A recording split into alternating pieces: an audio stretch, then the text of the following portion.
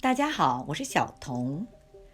在集市中买到了新鲜的白虾，虾壳很亮，透明度很高。试了一下，口感不错，甜甜的，回甘很好。今天又去买了一些，给大家介绍鲜虾粉丝煲的做法，一个原汁原味的做法，再加上一个绝对超赞的虾头吃法。大家喜欢的话，别忘了点赞和订阅哟。好了，我们开始吧。用500克虾，先把虾洗干净，虾头和虾身体分开，然后把虾头处理一下。这里很重要，大家要仔细看哟。抓住虾的头部护甲，留下虾头部足。虾头部足就是虾头部分的小足及部分身体，可别小看了这个部位，很好吃的哟。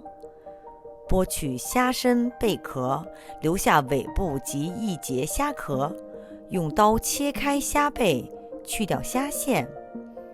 整理好的虾有虾身、虾头部足和虾壳3个部分。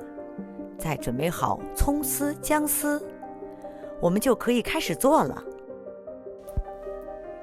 往锅里多倒些油，烧5成热，小火把虾头部足炸透，大概要用5分钟。捞出来用吸油纸去油，备用。把剩余的虾头、虾壳倒入油中，小火煎8分钟。取出虾头和虾壳不要，虾油的颜色非常的漂亮，香气十足。把准备好的葱丝、姜丝放入，煎出香味儿，再把处理好的虾肉放入锅中煎熟。取出备用。用盐、酱油、料酒调味儿，调好味儿的虾汁取出一部分备用。剩下的汤汁中倒入300毫升热水，烧开后直接加入干粉丝，粉丝不用泡水哟，这样粉丝可以吸入更多的汤汁。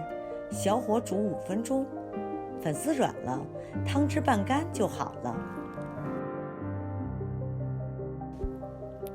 装入大碗中，粉丝晶莹剔透，吸满了虾汤。摆上准备好的虾球，虾头煎得酥脆，虾球饱满鲜嫩，看着过瘾吧。先吃一口虾球，蘸上虾汁，虾黄的浓郁味道配上原味虾球的 Q 弹，然后就是虾的回甘，满足极了。再吃一口虾头，同样蘸上虾汁，酥脆的口感配上虾汁的美味儿，又多了一道美妙的下酒小菜。粉丝和虾的味道更是搭配，大口吃最爽啦！一袋新鲜的虾，2把粉丝，简单的调味儿，就能拥有10分的满足感。你喜欢吗？喜欢的话也试一下吧。下期再见喽！